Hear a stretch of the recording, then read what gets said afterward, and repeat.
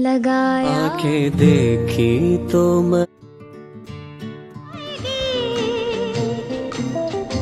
Hello my YouTube family, welcome back to my channel. आज का जो मेरा व्लॉग है वो है नारायण आश्रम का। तो नारायण आश्रम जो है वो है पिथौरागढ़ से 136 किलोमीटर की दूरी पर, और ये तवा घाट वाली रोड पे है। इसे मानसरोवर वाली रोड भी कहा जाता है।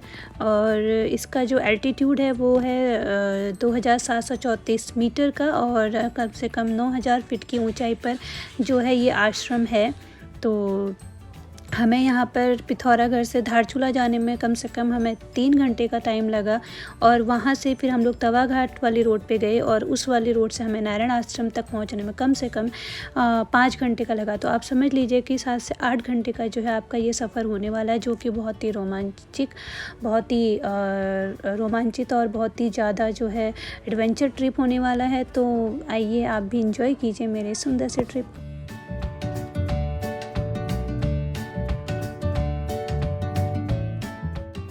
तो यहाँ की जो रोड थी ना वो बहुत ज़्यादा ख़राब थी। जब हम धारचूला तक गए तो धारचूला तक हमें बिल्कुल प्रॉपर रोड मिली, बहुत अच्छी रोड मिली।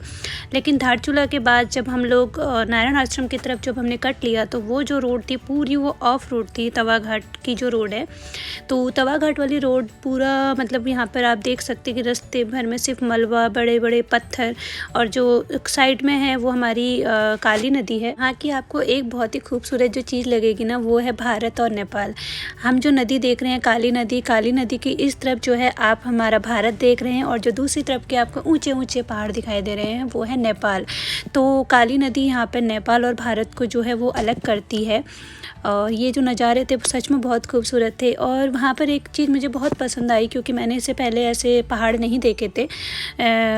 अमूमन क्या होता है कि हमारी तरफ जो हम उत्तराखंड में हम कुमाऊं की तरफ जहाँ पे रहते हैं वहाँ पे इतने ऊंचे ऊंचे पहाड़ नहीं होते, लेकिन यहाँ पर इतने ऊंचे पहाड़ होते हैं कि अब दूर दूर तक जितनी ऊंचाई तक आप देख सकते हो आपको सिर्फ पहाड़ न जाएंगे, बिल्कुल खड़े पहाड़। और इन खड़े पहाड़ों में ना लोगों के घर भी थे, एक एक दो दो घर। तो वो देखकर मतलब एक अलग सा अनुभव मुझे वहाँ पर हुआ। और ये जो नज़ारे थे बादलों के, ये तो सच में बहुत ही सुंदर थे। तो आप भी देखिए कुछ नज़ारे यहाँ के।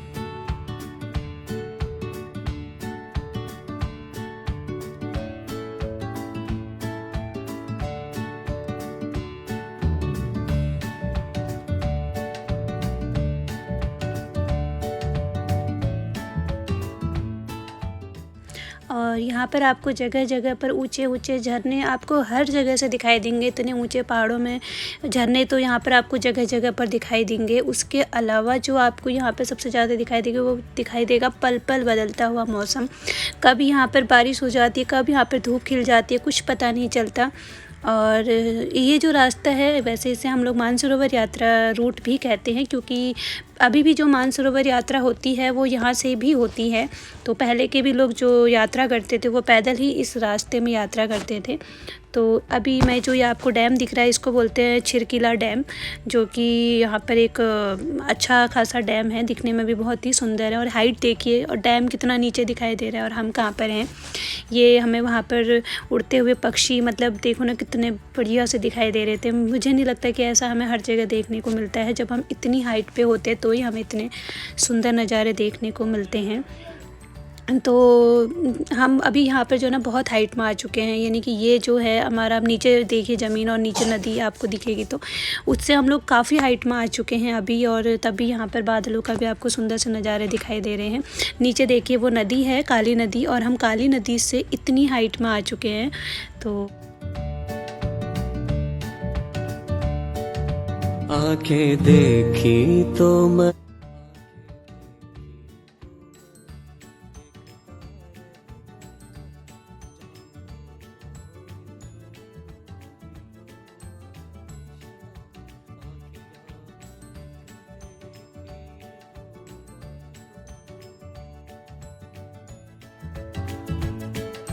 यहाँ पर जब हम लोग जा रहे थे धारचूला से नारायण आश्रम की तरफ, तो धारचूला तक जब हम लोग गए तो हमें बहुत अच्छी रोड मिली, लेकिन जैसे ही हम लोग धारचूला के बाद नारायण आश्रम की तरफ हम लोग जा रहे थे तो वहाँ पर जो रोड थी ना वो बहुत ज़्यादा ऑफ रोड थी।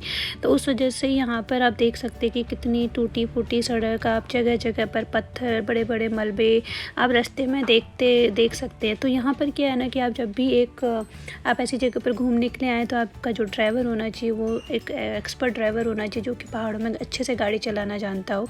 और यहाँ पर हमें बता रहे थे कि यहाँ पर ना जैसे भी, क्योंकि बारिश यहाँ पर कभी भी आ जाती है, तो जैसे 1 या 2 बारिश में ही क्या होता था कि ऊपर से सारा का सारा मलबा फिर से आपके रोड में आ जाता था।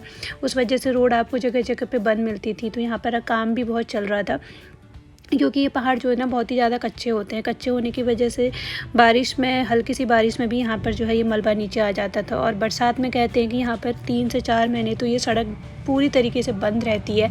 तो जो लोग अपना राशन पानी है धारचूला वाले जो नारायण आश्रम की तरफ को जो रहते हैं, पांगू गांव और बहुत सारे वहाँ पर गांव, वो लोग क्या करते हैं कि अपना राशन पानी पहले से ही यहाँ पर जो है इकट्ठा करके रख लेते हैं, क्योंकि जब आपकी सड़क ही 3 महीने पूरी तरीके से बंद रहेगी तो ये जो है वो सब काम अपना करके रहते हैं।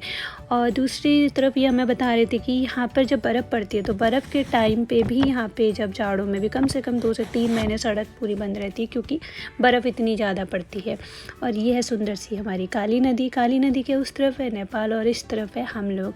और ये नदी सच में कहते हैं ना, काली नदी का एक विकराल रूप होता है। अभी तो ये नदी इतनी है क्योंकि हम लोग जब गए थे तब मई का टाइम था, तो नदी का जो लेवल था वो कम था। लेकिन यहाँ पे जो बरसात में है ना, तो वो बताते हैं कि यहाँ पे जितना आपका पुल होता है ना, ये पुल को छूते हुए ये नदी निकलती है। तो उस समय वाकई में इसका जो रूप होता है वो बहुत ही विकराल रूप होता है। और उस वजह से अभी हम पहुँच गए हैं नारायण आश्रम। देखिए ये जो है यहाँ पर अगर हम देखें तो इसकी जो एल्टीट्यूड है वो है 2734 मीटर और 9000 फीट की ऊंचाई पर जो है ये आश्रम है। 1936 में नारायण स्वामी जी के द्वारा जो है ये आश्रम बनाया गया था, जो कि अब जो ये आश्रम है गुजरात के जो ट्रस्टी हैं उन लोगों के द्वारा ये चलाया जाता है। बहुत ही खूबसूरत तरीके से वो यहाँ पर अपनी सेवा प्रदान करते हैं।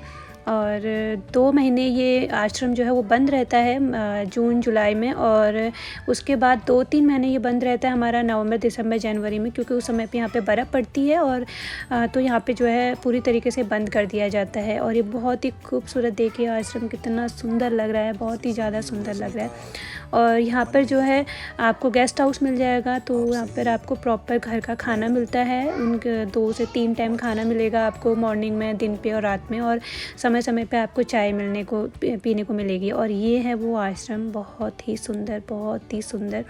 और ये फुलवारी जो थी यहाँ पर, आप देखिए कितना सुंदर यहाँ पर लग रहा है।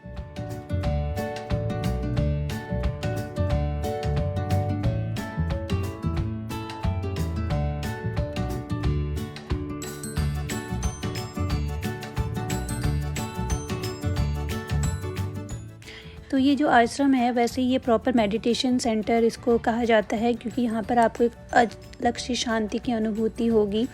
इस आश्रम में जो है आपको शाम को जो है उनके जो मंदिर है वहाँ पर आप पूजा पाठ और ध्यान कीर्तन वगैरह होते हैं 1 घंटे में, जिसमें कि जितने भी उस आश्रम में, उस गेस्ट हाउस में रहने के लिए आए थे सभी को वहाँ पर प्रॉपर तरीके से बुलाया जाता है। उनको जाना होता है और वो एक दूसरे के साथ इंट्रोड्यूस करवाते हैं। और उसके बाद आप वहाँ पर भजन कीर्तन वगैरह करते हैं। और आप एक ना शांति प्रिय माहौल अगर आपको चाहिए तो उसके लिए ये जगह बहुत अच्छी है।